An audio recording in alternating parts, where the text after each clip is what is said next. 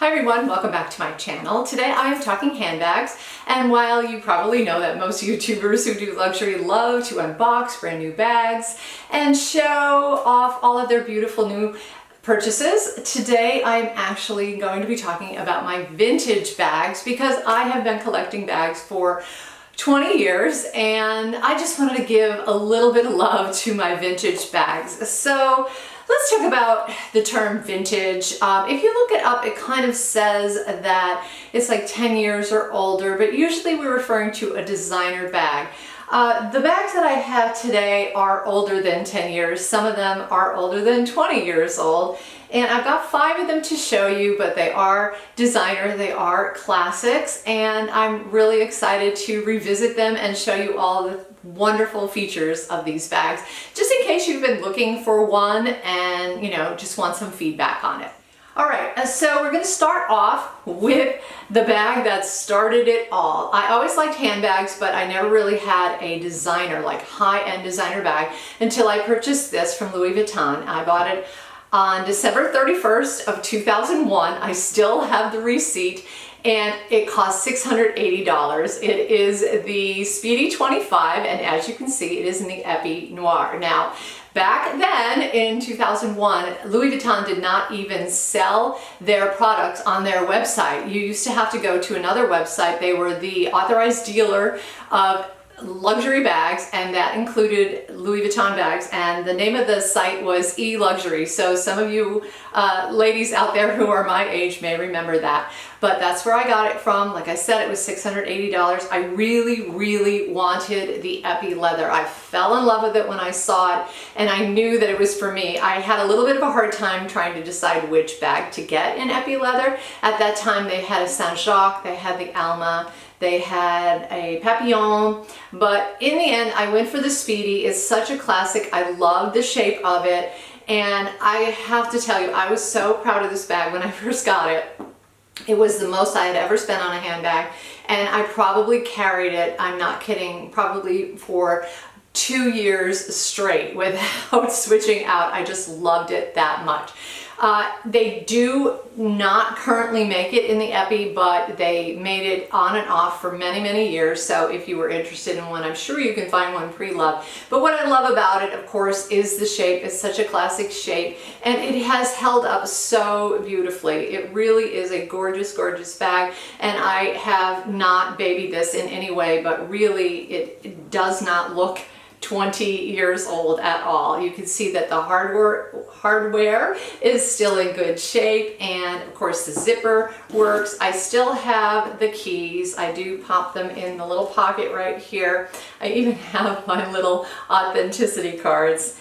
And I have over the years added a couple things. For example, I have had added in my bag organizer here.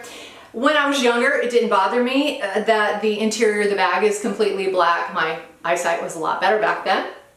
But now that I'm getting a little bit older and I have a hard time seeing up close, I decided to go ahead and invest in this bright pink organizer, and it really does keep everything nice and secure and in its place. Plus, it's a lot easier to find it when you're looking in your bag for stuff. But overall, the bag itself is really a beautiful classic.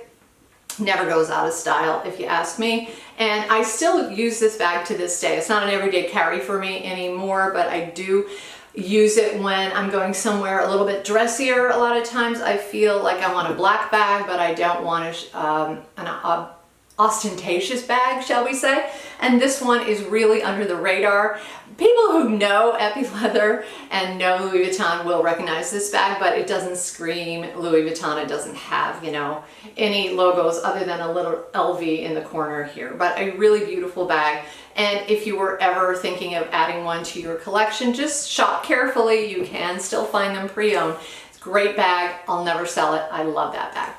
Next up is another Louis Vuitton in Épée leather. So this one is, I believe it's probably one of the oldest bags that I have in my collection. So bucket bags come and go in style. They're pretty classic, but there are times when they're really trendy and then times when they're not so trendy. So this was a purchase when bucket bags were all the rage. I was on a waiting list for my men's Sir Gabrielle bag, and while I was waiting, I saw this for sale. It was pre-owned, it was a great price, and I decided to pick it up because I thought it was so unique. So this is the Sac de Paul. It does have a short handle or a strap here. It is adjustable, but not very much. I think there's 4 straps there, and so you can make it a little bit longer if you wanted to. So as far as bucket bags go, this thing is really, really unique because of the shape of it. So the bottom of the bag, as you can see, is a hexagon. It's difficult to find any sort of bag organizer that would go in this bag because obviously of the shape, but you just open it up with this button strap here, and of course the interior of the bag is a complete and utter black hole. So it does make finding things a little bit difficult, but I do have to say that this was an everyday carry for me for a long time because it's so durable. I remember once, for whatever reason, I was getting out of the car and it fell on the ground in the slush and the snow on a winter day, and I was horrified, but really it didn't do any damage at all. It's just indestructible, this epi leather. So I really love the look of this bag, and since I got it for such a great price, I probably will never let it go. It comes and goes as far as my choices when I am deciding whether or not I want to carry this bag. You know, there are times when I really, really feel like, oh, this is perfect, and then other times not so much. It is very striking though, and it's definitely a bag that people notice because of the unique shape of it. So this is the kind of bag that you could wear pretty much with anything, although it is a little bit roomier, and it certainly is a statement making bag. Now, I have sold recently some of my other bucket bags. I felt like they were either too cumbersome or I just wasn't going to use them anymore, but this one I kept because the profile is so narrow. As you can see, it doesn't stick out on my hip or anything, so I really do like this one. This is the Sac de Paul. Oh, and by the way, the date code on this is from 1995, so it is going on 27 years old. So this is a testament to the quality of the epi leather. 27-year-old bag, and you would never know it by looking at it because it has held up so well. My next vintage bag today is going to be my little Burberry. This is a Burberry hobo. You can see it has the very distinctive Burberry plaid, and this was actually my mother's bag. So this bag and the next bag that I'm going to talk about were actually my mom's. So I have sort of a cute story.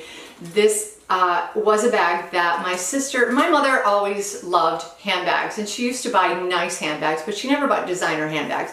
So one Christmas, my sister decided to buy her this bag, and she loved it. She fell in love with it, and she would never use anything else. She liked this style bag. She always wanted a shoulder bag. She wanted it to be a hobo. Every bag I can remember, probably from the last 20 years of her life, was a hobo bag like this. And she had Alzheimer's, so probably the last 10 years of her life or so, she was very set in her ways, and she used this bag every single day.